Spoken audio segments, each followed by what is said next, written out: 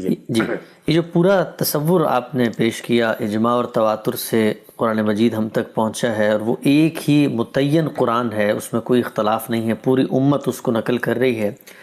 ہمارے ہاں جو اورینٹلسٹ ہیں، مستشرقین ہیں، اور موجودہ دور میں جن کو ایتھیسٹ کہا جاتا ہے، جو خدا کو نہیں مانتے، وہ قرآن مجید کی جو حاکمیت یا قرآن مجید کی جو صداقت ہے اس پر یہ کہہ کر سوال اٹھاتے ہیں کہ یہ تو ٹھیک ہے کہ آپ کے پاس ایک قرآن ہے، لیکن اس قرآن کے اور ورژن بھی موجود ہیں۔ تو ایک عام مسلمان جب یہ بات سنتا ہے تو بہت گھبرا جاتا ہے، یعنی آپ کی جو پچھلی پوری گفتگو ہے اس سے تو بہت اعتماد حاصل ہوتا ہے، لیکن یہ سنتے ہی کہ ہمارے قرآن کے کوئی اور ورژنز بھی ہیں، تو اس بات کی پہلے یہ بتائیے گا کہ حقیقت کیا ہے، ایک ورژن موجود بھی ہے کیا؟ یہ جتنے بھی حضرات ہیں اگر آپ غور کر کے دیکھیں تو یہ تاریخ کا مطالعہ نہیں کرتے کہ صورتحال کیا ہے۔ میں نے آپ کو بتا دیا کہ قرآن مجید اس طرح نازل ہوا، میں نے آپ کو بتایا قرآن مجید اس طرح محفوظ کیا گیا، قرآن مجید ایسے شائع و ضائع ہوا، وہ پوری مسلمان امت کے ہاتھوں میں چلا گیا، وہ ان کے گھروں میں چلا گیا۔ وہی قرآن مجید اس وقت ہمارے پاس ہے۔ اس مسلمان امت کی بہت بڑی اکثریت اسی کے مطابق اللہ کی کتاب کی تلاوت کر رہی ہے۔ آپ کے پاس 1000 سال کم و بیش ہندوستان میں مسلمان رہے ہیں، کبھی کوئی دوسرا قرآن آپ نے دیکھا؟ نہیں، ہم تو آپ ملائیشیا میں گئے وہاں دیکھا، انڈونیشیا میں گئے وہاں دیکھا، یہ جو سلطنت عثمانیہ کے تحت علاقے ہیں وہاں دیکھا۔ چند جگہ ہیں جہاں بعض دوسری قرأتیں رائج ہیں، میں آپ سے ابھی عرض کروں گا کہ ان کے ساتھ کیا معاملہ ہوا، لیکن یہی قرآن ہے جو تواتر کے ساتھ، اجماع کے ساتھ، نقل الکافہ عن الکافہ کے طریقے پر اس امت کو ملا ہے، اور اسی کو یہ آگے پہنچا رہی ہے۔ اس کا کوئی دوسرا ورژن نہیں ہے۔ اچھا، یعنی یہی قرآن ہے۔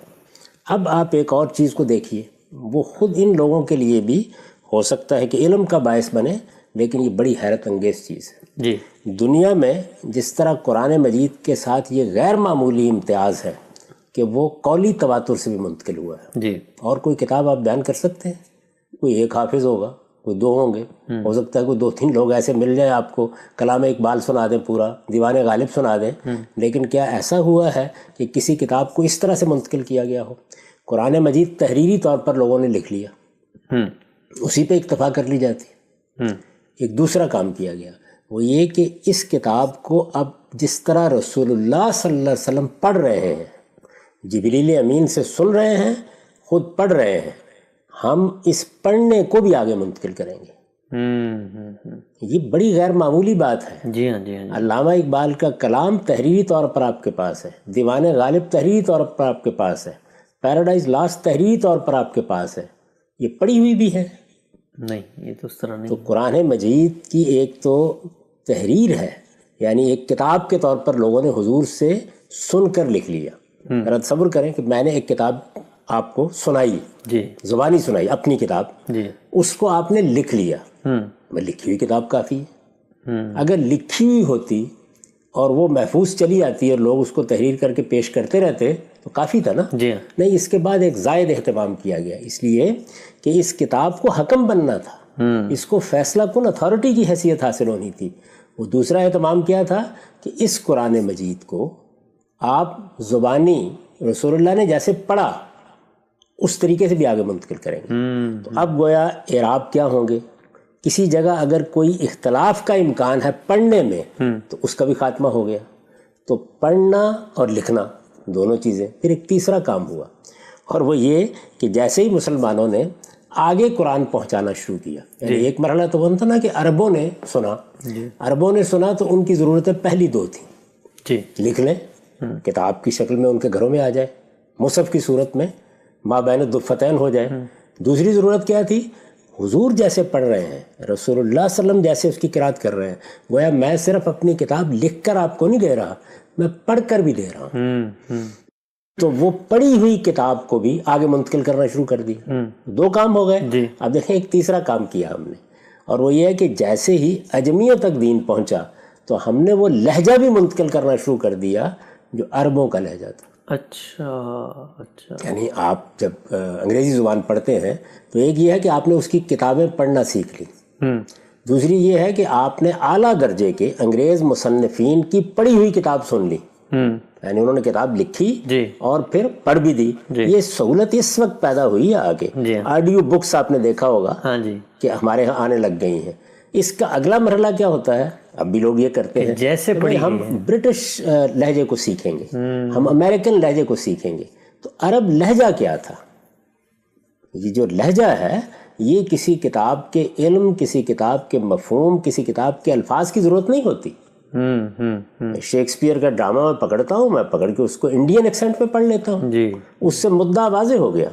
لیکن تیسرا اہتمام بھی کیا گیا، اور وہ اہتمام اب تک جاری ہے، اب تک جاری ہے. یعنی جیسے ہی عجمی مسلمان ہوئے تو اب وہ عرب نہیں تھے، ان کے لیے عرب لہجے میں قرآن پڑھنا ممکن نہیں تھا. تو یہ جس کو تجوید کہتے ہیں آپ، یہ اس کے بعد وجود میں آئی. اچھا، یعنی یہ علم بن گیا پورا کا پورا. اچھا. اس وقت صورتحال یہ ہے کہ قرآن مجید کو اگر تجوید کے ساتھ آپ نہ پڑھیں تو لوگ معترض ہو جاتے ہیں. جی ہاں، جی ہاں، جی. تجوید کے ساتھ نہ پڑھیں، وہ کیا ہے؟ عرب لہجہ. ضروری نہیں ہے، لازم نہیں ہے. یعنی آپ نے کتاب پکڑی، آپ نے اپنے ہندی لہجے میں پڑھ لی، آپ نے بنگالی لہجے میں پڑھ لی، یہ کوئی ناجائز نہیں ہے، یہ بالکل درست ہے. لیکن تیسرا اہتمام بھی ہم نے کرنا شروع کر دیا. یعنی مسلمانوں کی تاریخ میں پہلا کیا تھا؟ تحریری طور پر آگے منتقل ہونا شروع ہو گیا. دوسرا کیا تھا؟ اس کی قرات، یعنی پڑھا ہوا قرآن. میں محض تعبیر مستعار لے رہا ہوں، آڈیو بک بھی بننی شروع ہو گئی. یعنی اب وہ گویا آگے پڑھا ہوا سنانے کا کام ہو گیا. اور پھر بہت لوگ بیٹھ گئے، ہلکے بن گئے، وہ عرب لہجہ سکھانے لگ گئے. اور لہجہ اس لیے سکھانے لگ گئے کہ کہیں پڑھنے میں کوئی غلط لہجے سے پڑھے گا تو کوئی تبدیلی نہ ہو جائے. یہ کہا گیا کہ چونکہ یہ عربوں کے لیے نازل ہوا ہے اور عربوں کی زبان میں نازل ہوا ہے تو اس کی خوبصورتی یہی ہے. یہ اس میں غلطی کا سوال نہیں تھا. غلطی تو اعراب کے ساتھ جب قرات منتقل ہو گئی تو ختم ہو گئی. جی. میں نے اس سے پہلے بھی عرض کیا تھا نا کہ جس وقت ہم کوئی زبان بول رہے ہوتے ہیں، ہم اگر اہل زبان ہیں تو ہمیں اس کی ضرورت نہیں ہوتی کہ ہم اس پر اعراب لگائیں. یہ جو میں اس وقت اردو بول رہا ہوں، اب دیکھیں اس پہ سب پہ اعراب لگے ہوئے ہیں. اس وقت جب میں بول رہا ہوں تو الف پہ زیر لگی ہوئی ہے، سین پہ جزم لگی ہوئی ہے، وقت کی واو پر زبر موجود ہے، یہ لگے ہوئے ہیں. میں بول رہا ہوں، اسی کو لکھ دیا جائے تو آپ پڑھ لیں گے، اس لیے کہ آپ اس زبان کو جانتے ہیں. عرب بھی ایسے ہی پڑھ لیتے، صرف تحریر ہوتی تب بھی کافی تھی. لیکن ادنا درجے میں بھی کوئی ایسی چیز نہ پیدا ہو جائے جو اس کتاب کی حکومت کو متاثر کرے. فیصلہ کن ہونا ہے اس نے، یہ میزان ہے، اس کی بنیاد پر حق و باطل کے فیصلے ہونے ہیں. تو دوسرا اہتمام، اور پھر اس کے بعد تزئین کے پہلو سے تیسرا اہتمام، وہ بھی ہم نے کرنا شروع کر دیا. اب یہ جب سارے اہتمام مسلمانوں نے پہلی صدی میں کرنا شروع کر دیے تو اس وقت ایک اور چیز پیدا ہوئی. اور چیز یہ تھی کہ رسالت مآب صلی اللہ علیہ وسلم پر جب یہ قرآن نازل ہو رہا تھا تو میں نے آپ کو تفصیل سے بتایا کہ ایک اس کا پہلا مرحلہ ہے جس میں وہ اس وقت کے مخاطبین کے لحاظ سے نازل ہوا. جی. یعنی قریش مکہ ہے، ان کو مخاطب کیا گیا، اہل کتاب ہیں ان کو مخاطب کیا گیا، صحابہ کرام ہیں جن کو یا ایھا الذین آمنوا کہہ کے مخاطب کیا جاتا ہے، اس وقت کے لوگوں کو مخاطب کیا گیا. اس میں ترتیب بالکل اور تھی، بالکل ان کے لحاظ سے تھی. اللہ تعالیٰ نے جب اسے باقی دنیا کے لیے، رہتی دنیا کے لیے، قیامت تک کے لیے ترتیب دیا تو پھر اس کو بالکل اور نظم میں ڈال دیا. یعنی اب جو صورتحال ہے، اس کا جو نتیجہ نکلا، لازمی نتیجہ یہ نکلا کہ بعض جگہوں پر جب زمین میں داخل کیے گئے، مثلا سورہ مزمل کو دیکھیں تو اس کا اوپر کا حصہ صاف قرآن بتا دے گا کہ وہ مکے میں نازل ہوا ہے، بہت پہلے نازل ہوا ہے یہ کہہ لیجئے. اس کا جو دوسرا حصہ ہے وہ مدینے میں اور بہت بعد میں نازل ہوا ہے. اب اس کو آپ جوڑیں گے نا، اس جگہ رکھ دیں گے، وہ دونوں حصے مخاطبین کے لحاظ سے جب پڑھے گئے تو ممکن ہے کہ اس میں کسی جگہ سیغے خطاب کے طریقے ذرا مختلف رہے ہوں. جب اس کو دوبارہ ترتیب دیا گیا تو اللہ تعالیٰ نے اس کو اس طرح کی بہت سی چیزوں میں ایک دوسرے سانچے میں ڈال دی. یہ معاملہ بھی بعض جگہوں کے اوپر ہوا. تو میں نے آپ کو یہ بتایا تھا کہ وہ جو آخری زمانہ ہے جس میں رسالت مآب صلی اللہ علیہ وسلم نے اس کو ترتیب دیا، اب وہ کتاب گویا عالمی سطح پر پوری دنیا کے لیے حجت بنی. اس طرح چنانچہ نہ اس کو کسی شان نزول کی ضرورت ہے، نہ یہ جاننے کی ضرورت ہے کہ اس کی وہ ترتیب کیا تھی. یہ محض تاریخی علم ہوگا، اس سے زیادہ کچھ نہیں. اللہ تعالیٰ نے ان کے لیے وہ ترتیب رکھی، ہمارے لیے ایک دوسری ترتیب تھی. ٹھیک، یہ بات آپ کریں گے تو میں بتاؤں گا کہ یہ ترتیب جو اب دی گئی ہے ہمارے لیے وہی ہونی چاہیے. اس نئی ترتیب ہی میں اب خدا کی حجت ہے. اب استدلال اسی سے کیا جائے گا، احتجاج اسی سے کیا جائے گا، اسی کو دیکھا جائے گا. اسی کی بنیاد پر آپ بتائیں گے کہ یہ قرآن کا نظم ہے، یہ سورہ پہلے ہے، یہ سورہ بعد میں ہے، اس لیے کہ یہ کام خود مصنف نے کیا ہے، جی یہ اللہ تعالیٰ کا کیا ہوا کام ہے۔ اس کو قرآن نے خود بیان کیا ہے کہ انا علینا جمع ہو، یہ ہماری ذمہ داری ہے کہ ہم یہ کام کریں گے۔ تو یہ آخری زمانے میں ہو گیا۔ جب یہ آخری زمانے میں ہو گیا تو اس کے بعد اسی آیت کو دیکھیے جو قرآن مجید کی سورہ قیامہ میں ہے، کیا کہا؟ انا علینا جمع ہو و قرآن ہو، ہماری ذمہ داری ہے کہ ہم اس کو جمع کریں گے، ترتیب دیں گے، اس کے بعد پھر پڑھیں گے، جی یعنی پھر وہ دوسرا کام دوبارہ ہوگا۔ پورا کا پورا قرآن جب نئی ترتیب میں آ جائے گا تو پھر شروع سے آخر تک پڑھا جائے گا۔ اچھا، اب سوال یہ پیدا ہوا کہ اس سے پہلے جو پڑھا جاتا رہا اس میں اگر اور اس میں کوئی اختلاف ہوگا تو فیصلہ کن چیز کیا ہوگی؟ جو آخر میں پڑھا گیا ہے۔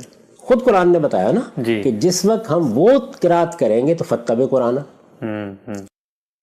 بھی کرو گے، یعنی اب قیامت تک قرآن کی یہ قرات ہے جس کو عرضہ اخیرہ کی قرات کہا جاتا ہے۔ عرضہ اخیرہ کا مطلب یہ ہے کہ جو آخری دفعہ قرآن پیش کیا گیا، یعنی قرآن مجید جبریل نے رسول اللہ کے لیے پڑھا، رسول اللہ نے جبریل کے سامنے پڑھا۔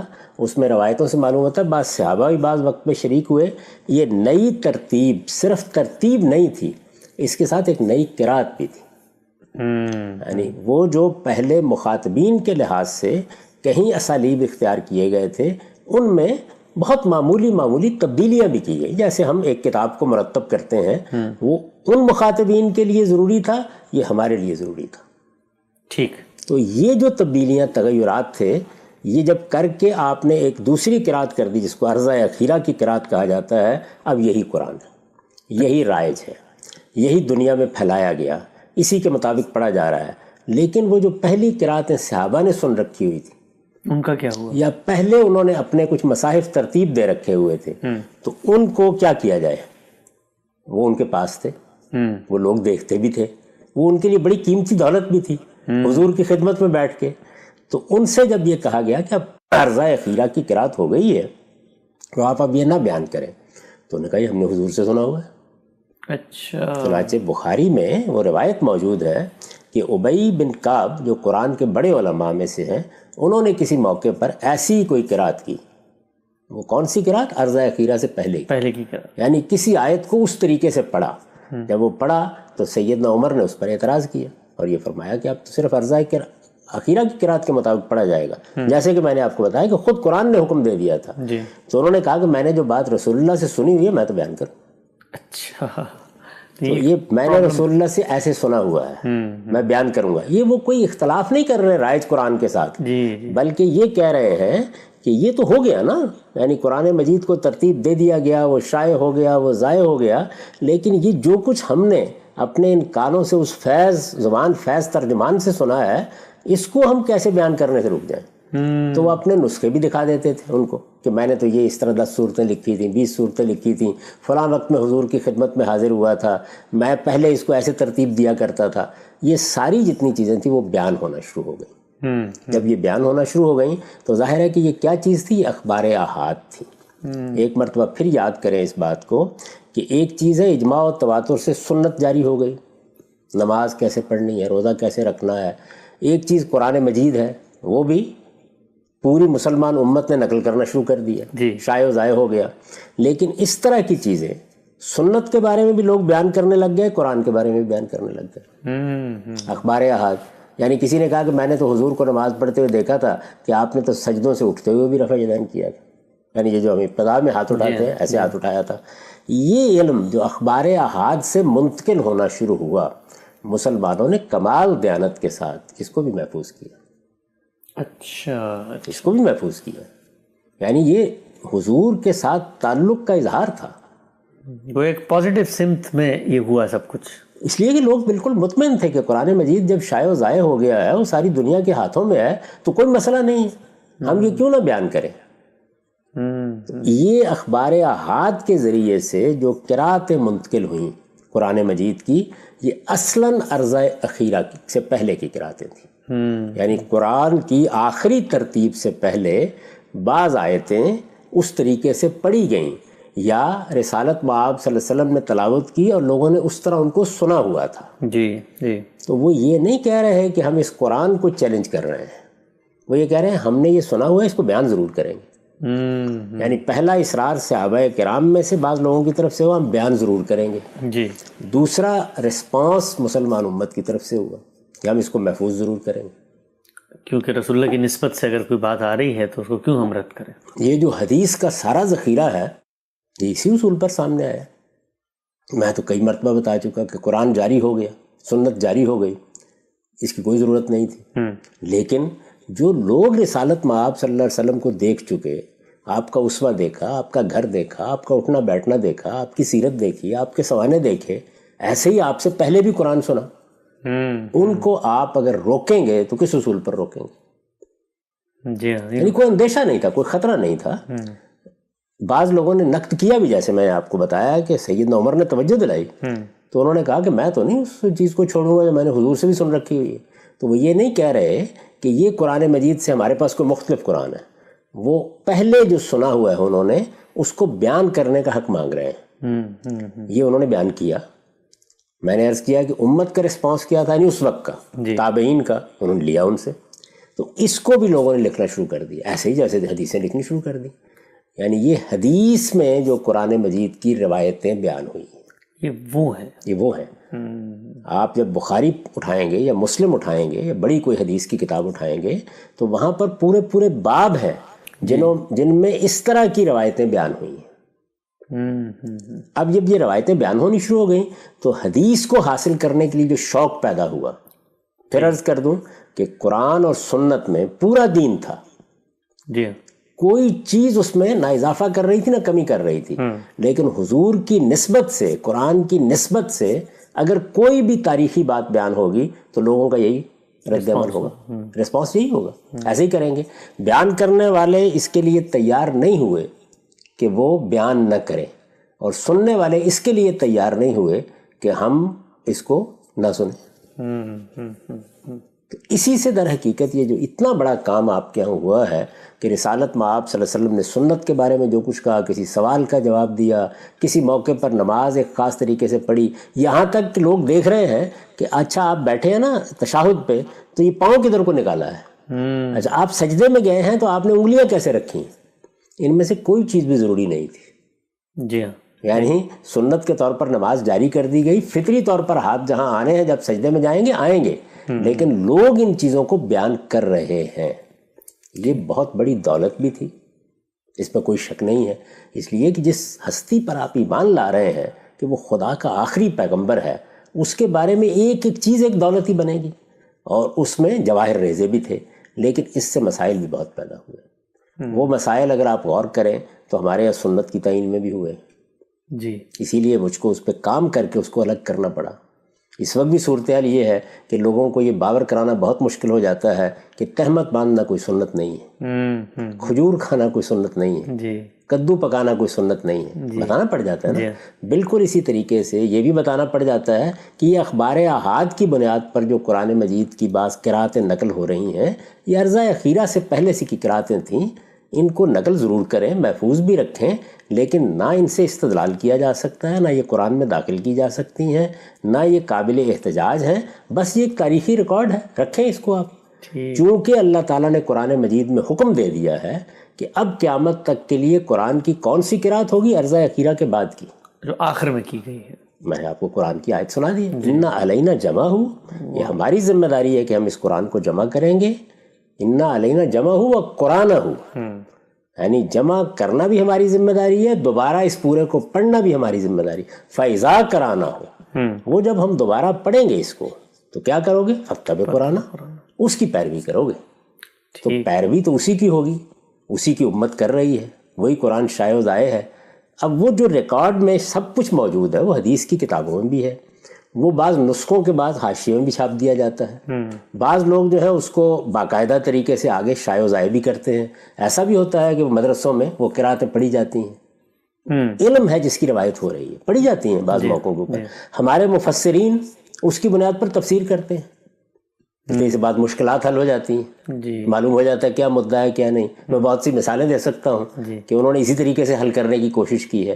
تو یہ مسلمانوں کا وہ اعتناء ہے جو رسالت مآب صلی اللہ علیہ وسلم کی نسبت سے جو اخبار احاد ملتی ہیں وہ انہوں نے سنت میں بھی کیا ہے، قرآن میں بھی کیا ہے، یہ کوئی الگ ورژن نہیں ہے۔ تو گویا جو قرآن مجید رسول اللہ صلی اللہ علیہ وسلم نے دیا، جس کو پڑھ کے سنایا، پوری نسل نے پڑھا، آگے منتقل کیا، اس کے بارے میں کوئی ذرہ برابر ابہام نہیں ہے، وہ اپنی جگہ موجود ہے، اور اس کو اس کی اصل جگہ پہ رکھنے کے بعد یہ جو اخبار احاد سے قراتیں لوگوں نے منتقل کی، ان کو ریکارڈ کے طور پہ منتقل کیا جا رہا ہے۔ یہ بالکل ایسے، اس کی ابتدا ایسے ہی ہوئی۔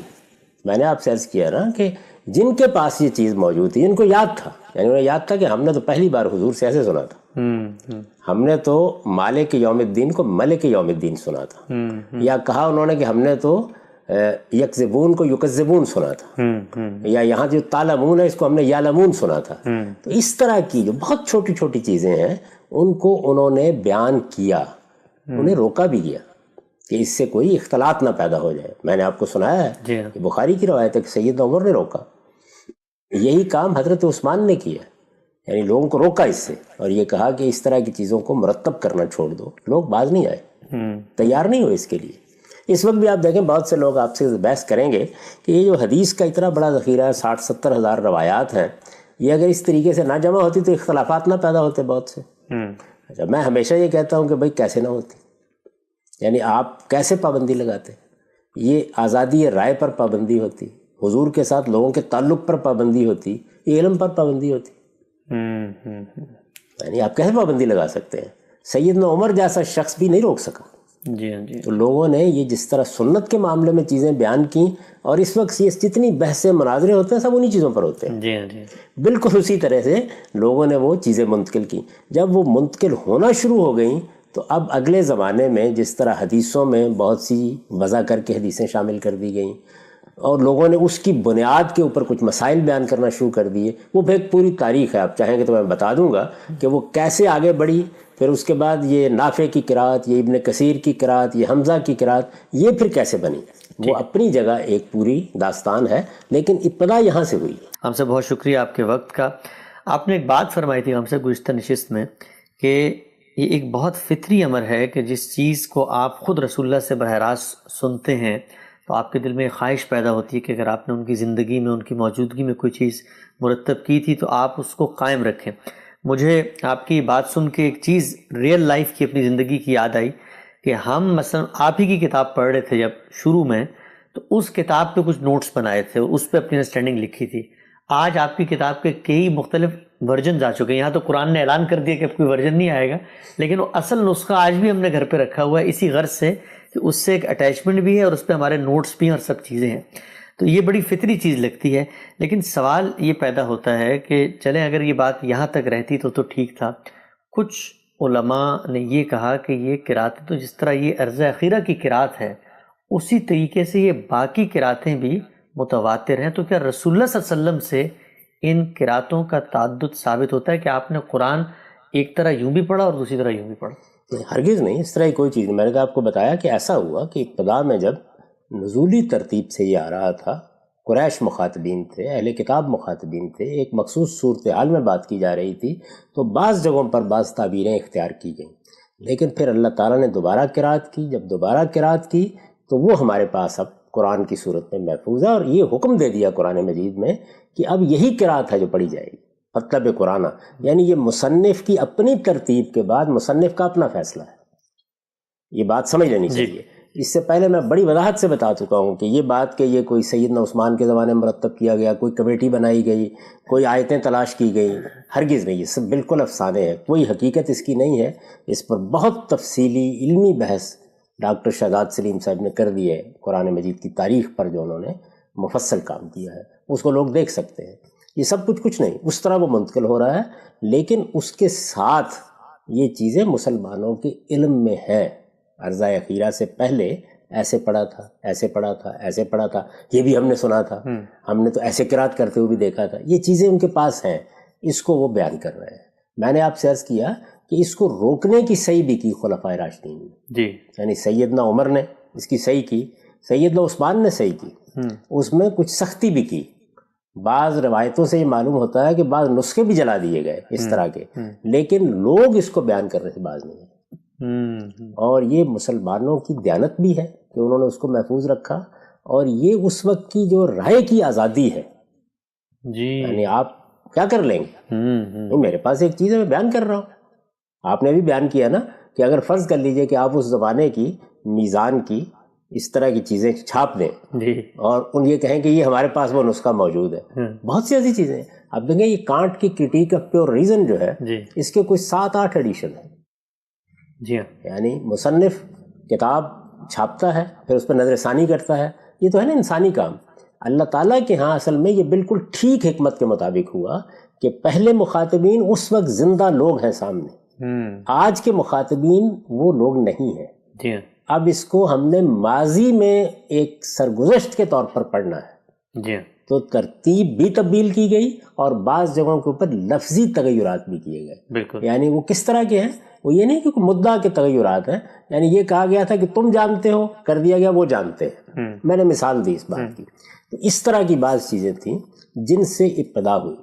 جب ان سے ایک بار ابتدا ہو گئی اور لوگوں نے ان کو مرتب کرنا شروع کر دیا تو جو کچھ حدیث میں ہوا ہے وہ یہاں بھی ہوا. اچھا، کیا ہوا ہے؟ یعنی وہ ہمارے پاس بھی دولت موجود ہے کہ جو حضور سے صحابہ نے بیان کی، تابعین نے بیان کی، اور بعد کے زمانوں میں وہ سب کچھ بھی موجود ہے جو باقاعدہ گڑھا گیا. آپ جانتے ہیں کہ بہت بڑے بڑے مجموعے ہیں موضوعات کے. جی، موضوع کس حدیث کو کہتے ہیں؟ لوگوں نے اپنی طرف سے گڑھ کے بیان کر. تو اگر حضور کی نسبت سے اعمال کی چیزیں گڑھی گئیں تو خود سوچ لیں کہ قرآن کی کیوں نہیں گڑھی جائیں؟ جو لوگ وہ کام کر رہے ہیں یہ کیوں نہیں کریں گے؟ جو لوگ وہ کام کر رہے ہیں وہ یہ کیوں نہیں کریں گے؟ تو اس سے بہت بڑے پیمانے پر شیوع بھی ہونا شروع ہو گیا. یعنی بہت تھوڑی سی چیزیں تھیں جو صحابہ نے بیان کی، اب وہ زیادہ ہونا شروع ہو یہ گیا. زیادہ کہاں، مسلمانوں میں یا علمی حلقوں میں زیادہ ہونا؟ ظاہر ہے کہ یہ علمی حلقوں کی چیز ہے نا. علمی حلقوں ہی کی چیز ہے. مسلمانوں کے پاس تو قرآن ہے، عام آدمی اس کو پڑھ رہا ہے، نقل کر رہا ہے، آگے منتقل کر رہا ہے، اس کو حفظ کر رہا ہے. علم کی دنیا میں یہ چیزیں، یہ حدیثیں بھی یوں تھوڑی ہے کہ عام مسلمان بیٹھ گئے تھے. ہاں جی، یعنی یہ بھی علم کی دنیا ہی میں سب کچھ ہو رہا ہے. رسالت باب صلی اللہ علیہ وسلم جب دنیا سے رخصت ہوئے تو قرآن صراحت سے کہتا ہے کہ کچھ منافقین مدینہ تک میں رہ گئے تھے جن کا خاتمہ نہیں ہوا. اس کے بعد بھی ظاہر ہے کہ بڑے فتنے کے دور پیدا ہوئے تو ان میں جو لوگ قریب آئے یا وہ اندر سے اسلام کے دشمن تھے، انہوں نے جس طریقے سے سنت کے بیان میں، حضور کی سیرت کے بیان میں، آپ کے اسوہ حسنہ کے بیان میں حدیثیں گڑھی ہیں، بالکل اسی طریقے سے قراتیں بھی گڑھی اس نوعیت کی. تو ایک بہت چھوٹی سی چیز تھی جو حضور سے صحابہ نے روایت کی، وہ عرضہ اخیرہ سے پہلے کی چیزیں تھیں. یہ اب اس میں اضافہ ہونا شروع ہو گیا. اچھا، جب یہ اضافہ ہونا شروع ہو گیا تو آپ یہ دیکھیے نا کہ وہاں بھی ذخیرہ بہت بڑھ گیا، یہاں بھی بہت بڑھ گیا. وہاں بھی لاکھوں روایتیں ہو گئیں جن میں سے پھر محدثین نے انتخاب کیا. یہاں پر بھی یہ سلسلہ شروع ہو گیا. بلکہ بعد کے زمانوں میں تو یہاں تک بھی ہوا کہ بعض لوگ چونکہ اس سے تفسیر کرنے لگ گئے. ہماری تفسیروں میں یہ بہت مل جاتی ہیں آپ کو. کوئی تفسیر کی کتاب اٹھا لیں، زمخشری کی کتاب اٹھا لیں، آلوسی کی اٹھا لیں، ابن کثیر اٹھا لیں، مل جائیں گی بہت سی. تو بہت زیادہ بڑی تعداد میں یہ وہاں پر تفسیر میں مدد دینے لگ گئی. لوگوں نے یہ خیال کیا کہ اس سے قرآن مجید کے کچھ دوسرے پہلو نمایاں ہوتے ہیں. پھر یہ بھی آپ کے علم میں ہے کہ ہم لوگوں کے ہاں یہ تصور بھی پیدا ہو گیا کہ قرآن مجید کی شان نزول دریافت کریں. یعنی جب وہ ابتدا میں اتری تھی آیات تو کس پس منظر میں اتری تھی، وہ بھی تفسیر میں بیان ہونی شروع ہو گئی. جب وہ بیان ہونی شروع ہو گئی تو اسی طریقے سے یہ روایتیں بھی بیان ہونی شروع ہو گئی. تو اس طرح ایک بڑے پیمانے پر ان کا شیوع ہوا علم کی دنیا میں. ان کو لوگوں نے لکھنا شروع کر دیا، پر کتابیں مرتب کرنی شروع کر دیں. بالکل اسی طریقے سے ہمارے محدثین نے جس طرح حدیث کے مجموعے تیار کیے، ان کے بھی ہونے لگ گئے. پھر کچھ ایسے لوگ پیدا ہوئے جیسے ہمارے یہاں فقہا پیدا ہوئے، جیسے محدثین پیدا ہوئے. ایسے لوگ پیدا ہوئے جنہوں نے اصلاً اس چیز کو اپنا فن بنایا کہ وہ حلقے قائم کر کے قرآن مجید کا لہجہ سکھائیں گے لوگوں کو. اچھا، میں نے پہلے عرض کیا تھا نا کہ 3 کام ہوئے. تحریر میں لوگوں نے اس کو محفوظ کیا. دوسرا کام کیا تھا؟ یعنی قولی تواتر سے منتقل ہونا شروع کیا، پڑھا جا رہا ہے. تیسرا یہ ہے کہ عرب لہجے میں پڑھا جائے یا پڑھنا سکھایا جائے. تو عرب لہجے میں پڑھنا سکھانے والے لوگ پیدا ہوئے. وہ کیا کر رہے ہیں؟ عجمی لوگ ہیں ان کے سامنے، اور وہ عرب لہجے میں جیسے قرآن پڑھتے تھے، اور ظاہر ہے کہ ان کے لہجوں میں کچھ تنوع بھی تھا، اختلافات بھی تھے. تو کسی نے کسی لہجے کو پسند کیا، کسی نے کسی لہجے کو پسند کیا. وہ اس میں اب قرآن مجید لوگوں کو سکھانے لگ گئے.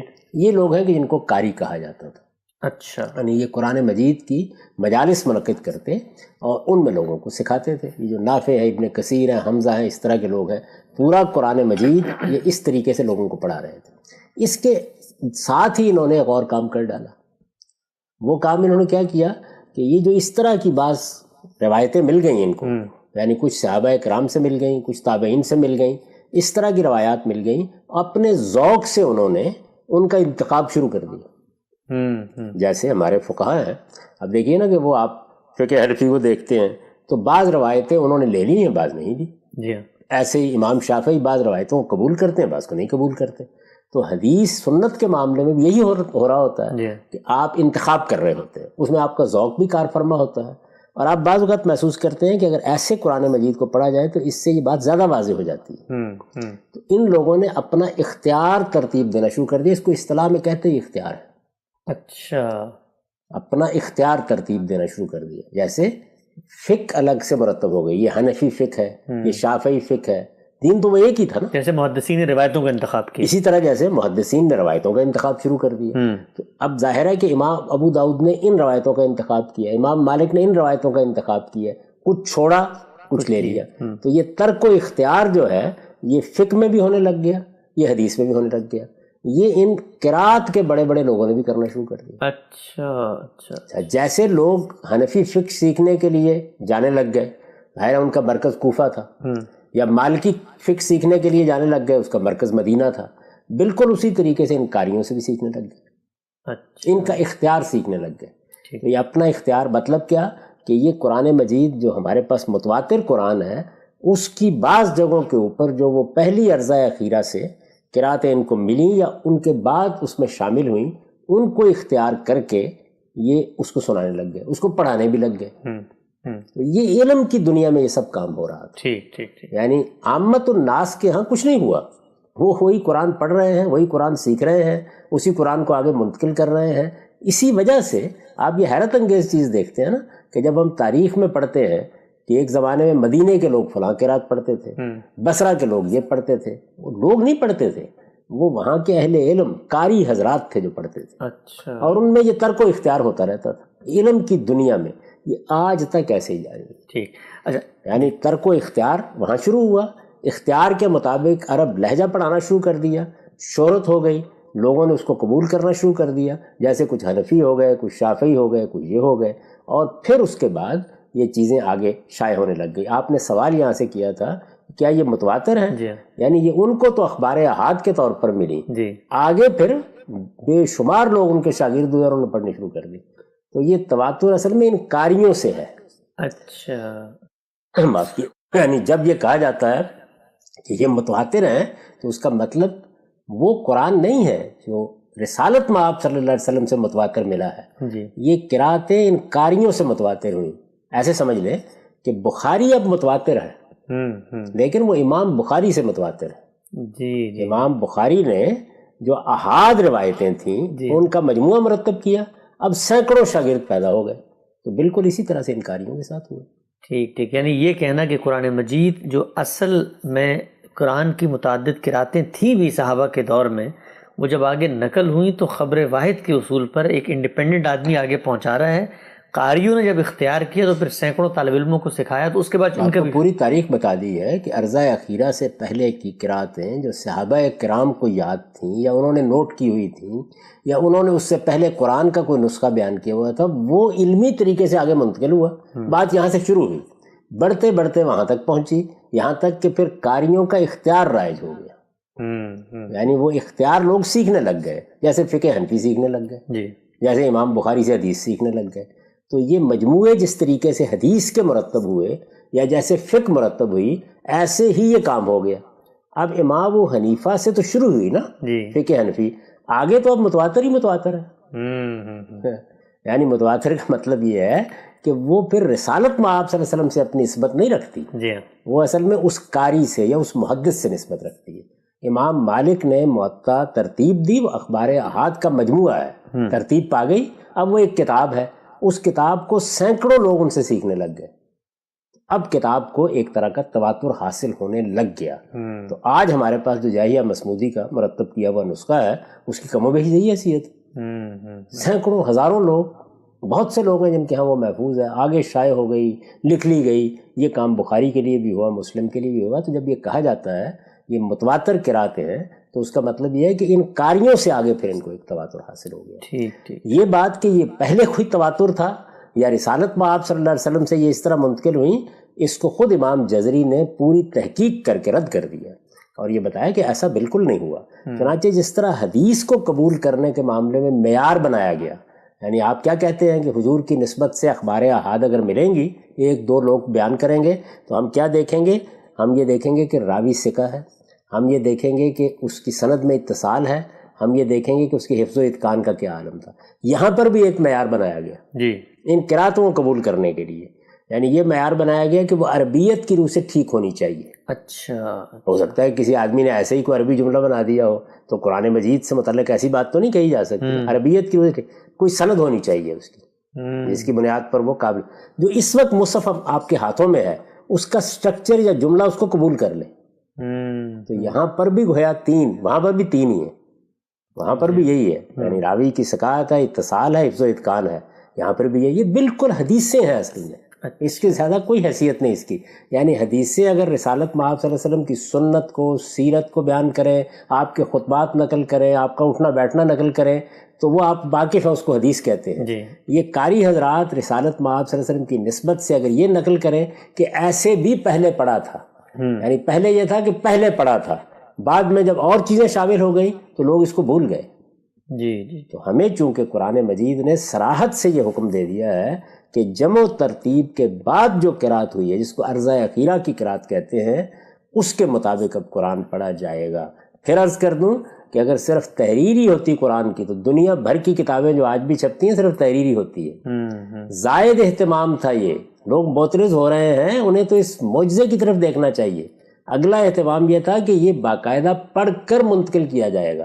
کہا کہ میں جب یہ لفظ بول رہا ہوں تو اس میں بول رہا ہوں تو میم پر جو زبر ہے وہ بھی منتقل ہو آگے، تاکہ غلطی کا کوئی امکان نہ رہے، اختلاف کا کوئی امکان نہ رہے، یہاں تک کہ لہجہ بھی منتقل کیا جائے. تو یہ لہجہ منتقل کرنے کے لیے بیٹھے تھے یہ جتنے لوگ ہیں، لیکن ان میں سے بہت سے لوگوں نے اپنا اختیار بھی ترتیب دے کے منتقل کرنا شروع کر دیا. ٹھیک، ہم سب آگے بڑھاتے ہیں اس بحث کو.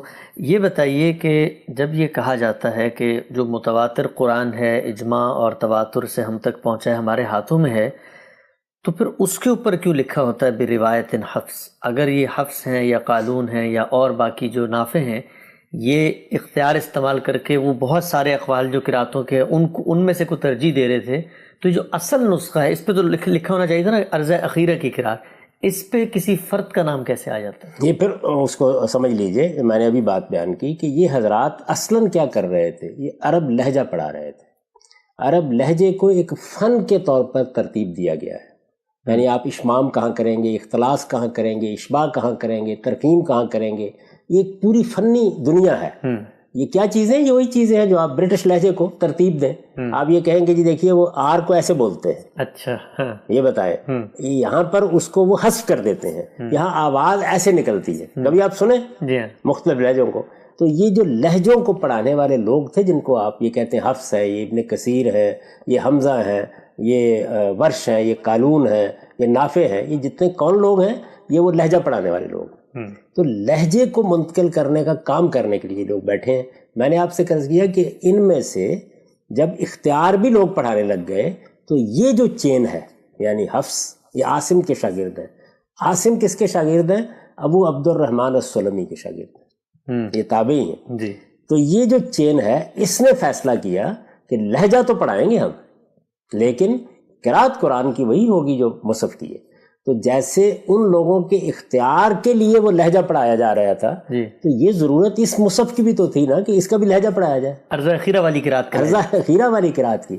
تو اس کو جب کہا جاتا ہے حفص کی قرات تو اس کا مطلب ہے حفص نے جیسے اس کو پڑھا. اچھا، اس میں متن میں کوئی تغیر نہیں کیا گیا، متن میں کوئی تبدیلی نہیں، حفص نے اختیار استعمال نہیں کیا، کوئی اختیار استعمال نہیں کیا. یہ بالکل ریکارڈ پر موجود ہے. ابو عبد الرحمن السلمی نے یہ مدرسہ قائم کیا. ابو عبد الرحمن سلمی کے بارے میں صراحت سے یہ تاریخ میں نقل ہو گیا ہے کہ وہ بالکل وہی قرات پڑھاتے تھے جو عرض اخیرہ کی قرات. انہی الفاظ میں یہ ساری بات لکھی ہوئی ہے، اور خاص طور پر تنبیہ بھی کرتے تھے لوگوں کو. اور یہ کہتے تھے کہ یہ تم لوگوں نے جو اس طرح کی قراتیں پڑھنی شروع کر دی ہیں، نہ یہ ابو بکر نے پڑھی تھی، نہ عمر نے پڑھی تھی، نہ عثمان نے پڑھی تھی، نہ علی نے پڑھی تھی، نہ زید بن ثابت نے پڑھی تھی، یہ سب وہ کہتے تھے۔ وہ تو ایک ہی قرات قرآن مجید کی جو عرضہ اخیرہ کی قرات ہے وہی پڑھتے تھے، اسی پر حضور دنیا سے رخصت ہوئے۔ یہ ساری باتیں میں نے اپنے اس مضمون میں لکھ دی ہیں، اس کے حوالے بھی لوگ دیکھ سکتے ہیں، جو میری کتاب مقامات میں قرات کا اختلاف کے زیر عنوان موجود ہے۔ ٹھیک۔ تو یہ اس طریقے سے گویا ایک مدرسہ وہ تھا کہ جس نے جو قرآن مجید ہمارے پاس شائع و ضائع ہے، اس کی بھی تو ضرورت تھی نا۔ جی ہاں، یعنی سب سے زیادہ تو اسی کی ضرورت سب سے زیادہ اس کی ضرورت تھی۔ جی۔ یعنی پہلی ضرورت کہ لکھا گیا تو لکھا تو جا رہا تھا، ہزاروں لوگ رہ رہے تھے، اس میں کسی اختیار کا استعمال کیا کرنا، یہ تو عرضہ اخیرہ کی قرات تھی، تو سوال ہی نہیں پیدا ہوتا تھا۔ تو دو چیزیں تو وہی تھیں، لیکن ایک تیسری چیز کے لیے پھر قاری حضرات آئے تو انہوں نے پڑھانا شروع کر دیا۔ تو اب ابو عبد الرحمن السلمی نے وہی عرضہ اخیرہ کی قرات کو بھی عرب لہجے میں تعلیم دینا شروع کیا۔ عاصم ان کے شاگرد تھے، انہوں نے بھی یہی کیا۔ اس کے بعد حفص نے آگے پڑھایا۔ تو اب ہمارے ہاں وہ چونکہ حفص کا لہجہ عرب لہجہ جو منتقل کی ہے، میں نے پھر وہی بتایا کہ وہ پورا فن بن گیا ہوا ہے۔ جو آپ تجوید سکھاتے ہیں جب، تو اصل میں وہی فن سکھاتے ہیں۔ اب ہے نا، را کو ایسے پر پڑھنا ہے، یہاں ترخیم کر دینی ہے، یہاں لفظ کے اندر پھیلاؤ ہے، یہ یہاں حرف یا اتنا اوپر اٹھانا ہے، یہ سب چیزیں جتنی ہیں ان کا کوئی تعلق مدعا سے مضمون سے نہیں ہوتا۔ یہ بالکل وہی ہے کہ وہی انگریزی ہے، وہ ایک امریکن بول رہا ہے تو ایکسنٹ اور ہوگا، لہجہ اور ہوگا، ایک انڈین بول رہا ہے تو اور ہوگا۔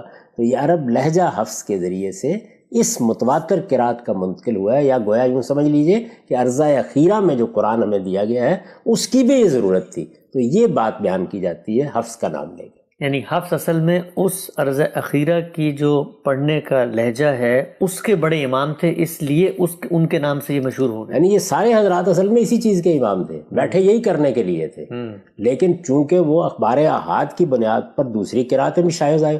آپ فقہ سے سمجھ لیجئے نا، جی، یعنی امام ابو حنیفہ کے ہاں اصرار ہے کہ جو روایت چلی آ رہی ہے نماز کی، روزے کی، بس اس کو ہم آگے چلے جائیں گے، جہاں پہ ضرورت ہوگی اجتہاد کی اجتہاد کر لیں گے۔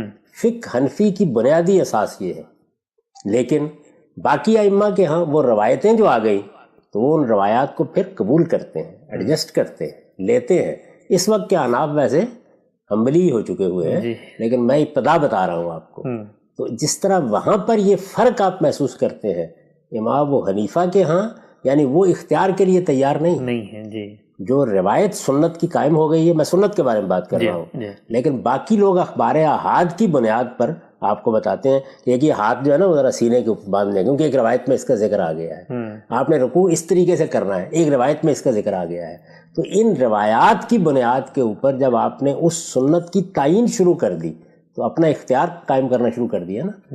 یہ اختیار فقہ میں بھی ہوا، یہ محدثین کے ہاں بھی ہوا، اور یہ قاریوں کے ہاں بھی ہوا، لیکن حفظ کے ہاں ایسی کوئی چیز نہیں ہوئی۔ اور یہ تاریخی ریکارڈ میں موجود ہے کہ ابو عبد الرحمن سلمی نہ صرف یہ کہ اختیار استعمال نہیں کیا انہوں نے، بلکہ سخت تنبیہ کرتے تھے کہ یہ نہ کیا جائے، روکتے تھے اس بات سے، ٹھیک روکتے تھے۔ وہ یہ کہتے تھے کہ جو سارے کے سارے خلفائے راشدین نے ہمیں قرآن دیا، وہ قرآن جو شائع و ضائع ہے، اس کے ساتھ یہ آپ کیا کر رہے ہیں؟ وہ اس کو قبول ہی نہیں کرتے تھے۔ تو اس وجہ سے یہاں ایسا کوئی کام نہیں ہوا۔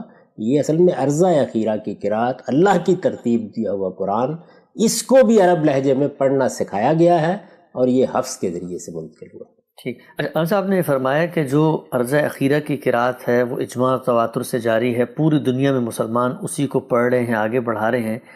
یہ کیا وجہ ہے کہ جب ہم دیکھتے ہیں علمی حلقوں میں تو چلے سمجھ میں آتا ہے کہ وہ خبر واحد آ گئی ہے، اس کو ہسٹری کے طور پہ وہ رکھ بھی رہے ہیں، پریزرو بھی کر رہے ہیں، بڑی اچھی بات ہے، لیکن ہم دیکھتے ہیں کہ جو بعض مغرب کے علاقے مراکش ہے، تیونس ہے، وہاں پر تو یہ حفظ سے بالکل ایک مختلف دوسری قرات ہے، وہاں کی مسجدوں میں پڑھائی جاتی ہے۔ تو اگر خبر واحد تھی، اجماع تواتر سے عرضہ اخیرہ جاری تھی، تو وہاں یہ کیسے آ گئی؟ یہ بھی دیکھیے ایک تاریخی حادثہ ہے، اس کو بھی سمجھ لیجئے۔ یعنی یہ جو میں نے قاری حضرات بتایا آپ کو، تو چونکہ جس طرح فقہ میں اختیار استعمال ہو رہا تھا، تو بعض ان کے اختیارات ائمہ نے بھی پسند کرنے شروع کر دیے۔ اچھا، امام مالک نافع کے اختیار کو پسند کرتے تھے، اچھا، مراکش وغیرہ میں مالکی تھے۔ ٹھیک۔ تو اب ظاہر ہے کہ جو فقہ کا ایک خاص تعلق تھا امام مالک کے ساتھ، وہ نافع کے انتخاب کا باعث بنا۔ تو یہ کچھ تیسری صدی کے خاتمے پہ آ کر ایک قاضی تھے وہاں کیروان میں، انہوں نے یہ حکم دیا، یہ سب کچھ ریکارڈ پہ موجود ہے، انہوں نے حکم دیا کہ ہمارے علاقے میں صرف نافع کی قرات پڑھی جائے گی، یہ نافع کا اختیار پڑھا جائے گا، یہ باقاعدہ نافذ کر دیا اور سختی سے روک دیا۔ اس کا نتیجہ ہے کہ وہاں ایک چھوٹے سے علاقے میں اس کا شیوع ہوا، اور ظاہر ہے کہ پھر بعد کے زمانوں میں وہ پھیلتا چلا گیا۔ ایسے چھوٹے چھوٹے بعض علاقے آپ کو اور جگہوں میں مل جاتے ہیں۔ اچھا، یہ ایسے ہوا، یعنی یہ تاریخ بھی محفوظ ہے، بالکل ایسے ہے کہ جس طرح سے ہم نے بحث کرتے ہوئے بتایا تھا کہ یہ ممکن ہی نہیں ہے کہ آپ کسی بدعت کو شروع کریں اور آپ کو اس کی تاریخ نہ مل جائے۔ جی ہاں، جی ہاں، جی یعنی اجماع اور تواتر نیچے سے اوپر تک جاتا ہے، تو یہ بالکل باقاعدہ طریقے سے تاریخی ریکارڈ بتا دیتا ہے کہ ان لوگوں کے ہاں اس کا شیوع کیسے ہوا اور نافع کی قرات کو کیسے اختیار کیا گیا۔ میں نے آپ سے عرض کیا کہ چونکہ عمومی قبولیت ہو گئی تھی، یعنی لوگ یہ کہتے تھے کہ اچھی بات ہے، چلیں اس طرح بھی قرآن پڑھا گیا تھا، اسے کیا فرق پڑتا ہے، تو اول تو اختیار کو لوگوں نے قبولی کرنا شروع کر دیا اور مفسرین حضرات نے نقل کرنا شروع کر دیا۔ اچھا، اس سے احتجاج بھی شروع ہو گیا۔ احتجاج ایک علمی اصطلاح ہے، یعنی اس سے حجت پکڑنے لگ گئے لوگ، تشریح کرنے لگ گئے۔ آپ جانتے ہیں کہ میراث کا پورا قانون جو ہے وہ ہمارے یہاں قرات ہی پر مبنی ہے، تو اس لیے اس کو جب تفسیر میں بھی اختیار کر لیا گیا تو لوگوں کے اندر کوئی بہت زیادہ اس سے قرابت نہیں رہی، یعنی وہ قرآن جاری ہے، لوگوں کے ہاتھوں میں موجود ہے۔ تو بعض علاقوں میں جب اس میں سیاسی طاقت استعمال کی گئی تو یہ بھی ہوا۔ اب دیکھیں سیاسی طاقت کیا کرتی ہے، یہ جو جزیرہ نما عرب ہے آپ کا، جس وقت ترکوں کی حکومت وہاں ختم ہوئی ہے تو حنفی تھے نا سب کے سب، آج ہے تو حنبلی مذہب جو کبھی بھی جاری نہیں ہوا تھا وہ ہو گیا، اس لیے کہ سیاسی طاقت حاصل ہو گئی۔ لیکن یہ جو ہو گیا تو کیا اس کے بعد کوئی آدمی وہاں کھڑا ہو کے یہ کہہ سکتا ہے کہ ہم تو حضور کے مدینے میں کھڑے ہیں اور حضور کے مکے میں کھڑے ہیں، جو مذہب یہاں ہے یہ حضور کا مذہب؟ ہم جانتے ہیں کہ 1924 میں خلافت ختم ہوئی ہے، ہم جانتے ہیں 1917 میں کے قریب یہ حکومت قائم ہوئی ہے، ہمیں معلوم ہے کہ یہ حنبلی نقطہ نظر کا شیوع ہوا کیسے ہے، امام ابن تیمیہ کے ساتھ کیا تعلق تھا، محمد بن عبد الوہاب کا، ساری بات سے ہم واقف ہیں۔ تو بالکل اسی طرح سے مراکش وغیرہ میں جو نافع کی قرات کا شیوع ہے اس کی تاریخ محفوظ ہے، ہم اس سے واقف ہیں پوری طرح۔ ٹھیک، اب جب خلاصہ کر لیتے ہیں، ہماری نشست کا وقت بھی یہاں ختم ہو رہا ہے، کہ جس وقت یہ کہا جائے ایک عام آدمی کے سامنے جو قرآن مجید کو اجماع اور تواتر سے اخذ کر رہا ہے، پر اعتماد طریقے سے کھڑا ہوا ہے، اس کو جب یہ بتایا جائے کہ تمہارے قرآن کے کچھ اور ورژنز ہیں جن میں مختلف انداز میں بات پڑھی گئی ہے، یا کچھ لفظ کا اضافہ یا کچھ صیغے کی تبدیلی ہے، تو وہ کیسے اس کو جواب دے گا اس بات کا؟ اس کو کوئی جواب دینے کی ضرورت ہی نہیں ہے، اس لیے کہ اس نے جو قرآن پڑھنا ہے، جس کا حکم اس کو خود قرآن میں دیا گیا ہے، فتب قرآن کہہ کر جس قرات کو اس پر لازم کیا گیا کہ اس کی اتباع کرے، وہ اس پر قرآن پڑھے اطمینان کے ساتھ۔ یہ علم کی دنیا کی باتیں ہیں، اس کو وہیں رہنے دیں، اس سے ہم نمٹتے رہیں گے۔ تو یہ جس طرح کے حدیثوں کا مطالعہ اہل علم کرتے ہیں، اس کو اس لیے امام شافعی نے بڑی خوبصورت اصطلاح استعمال کیا رسالہ میں کہ ہمارا پورا دین کس چیز پر مبنی ہے؟ علم العامہ پر مبنی ہے، یہی اس دین پر اللہ کا کرم ہے۔ یعنی عامت الناس کافہ عن الکافہ، وہ قرآن بھی منتقل کر رہے ہیں، سنت بھی منتقل کر رہے ہیں، لیکن ایک علم الخاصہ بھی ہے، یہ علم الخاصہ ہے، یہ حدیث میں بھی ہے، یہ اس میں بھی ہے۔ تو اس کے رموز کیا ہیں، اس کے اوقاف کیا ہیں، اہل علم اس سے اعتناء برتتے رہتے ہیں۔ اس سے پہلے ہمارے ہاں تفسیروں میں بھی یہ باتیں بیان ہوتی تھیں، ہندوستان میں علماء نے احتیاط برتنا شروع کی اور وہ اپنی تفسیروں میں اس کا ذکر بالعموم نہیں کرتے۔ چنانچہ آپ دیکھیں کہ اس زمانے میں جو تفسیریں لکھی گئی ہیں، مثلا مولانا مودودی کی تفسیر ہے تفہیم القرآن، معرف القرآن ہے مفتی شفیع صاحب کی تفسیر ہے، اسی طرح شبیر احمد عثمانی صاحب کی تفسیر ہے، مولانا محمود الحسن کا ترجمہ ہے، شاہ ولی اللہ نے قرآن مجید کا ترجمہ کیا، تو اس میں انہوں نے ان قراتوں بالکل نہیں داخل ہونے دیا۔ اچھا، تو یہ چیز خود پیدا ہونی شروع ہو گئی۔ مدرسہ فرائی میں ہم نے باقاعدہ طور پر اس کو متعین کر کے بتا دیا کہ نہیں، یہ بالکل قرآن مجید کے خلاف ہے۔ قرآن مجید کی اس آیت کی طرف بھی توجہ ہمارے علم کی نہیں ہوئی زیادہ، اس کی ایک سیدنا عبداللہ بن عباس کے اثر کے تحت، اثر ایک فنی اصطلاح ہے، صحابہ جب کوئی بات بیان کرتے ہیں اس کے تحت ایک تعویل کر لی گئی، اس جانب توجہ نہیں ہوئی۔ تو امام فراہی نے پہلی مرتبہ سورہ قیامہ کی تفسیر جب شائع ہوئی ہے تو توجہ دلائی کہ اللہ تعالیٰ نے روک دیا ہے، اس سے یہ روک دیا ہے۔ جب قرآن مجید سے معلوم ہو گیا تو اب اس کے بعد ہم نے تو اپنی تفسیروں میں بالکل اس کو نکال دیا، یہاں تک کہ استاذ امام امین حسن اصلاحی کی تدبر قرآن میں ابتدا میں انہوں نے لکھ دیا کہ قرآن مجید نہ صرف یہ کہ ایک ہی قرات کے اوپر ہمارے پاس موجود ہے اور وہ مصحف کی قرات ہے، بلکہ کوئی دوسری قرات جو ہے وہ قرآن مجید کے اندر رکھیں گے آپ تو اس کا جملہ، اس کا نظم، اس کا سیاق و سباق اس کو اگل دیتا ہے، اس لیے کہ باطل اس میں داخل ہو نہیں سکتا۔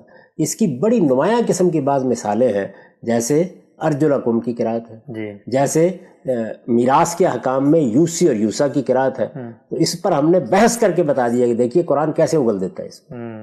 اس وجہ سے یہ ظاہر ہے کہ علم کی دنیا کی چیز ہے، تو اس کو وہیں رکھ کے دیکھنا چاہیے۔ قرآن کا کوئی اور ورژن نہیں ہے، وہ ایک ہی کتاب ہے، ایک ہی کتاب ہمارے ہاتھوں میں ہے، وہ خدا کی آخری حجت ہے، وہ حکم ہے، وہی فیصلہ کن ہے، وہی میزان ہے، اور وہ ہمارے پاس بالکل محفوظ صورت میں ہے۔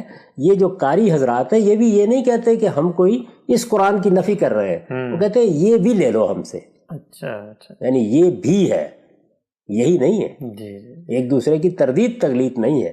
تو اس وجہ سے پریشان نہیں ہونا چاہیے عام آدمی کو، علم کی دنیا کی چیزیں ہیں۔ اب چونکہ یہ چیزیں لوگوں کے ہاں عام ہو گئی ہیں، وہ پڑھ بھی رہے ہیں اس کو، تو یہ ضروری تھا کہ اس طرح تفصیل سے بتا دیا جائے کہ یہ تاریخ کیا ہے۔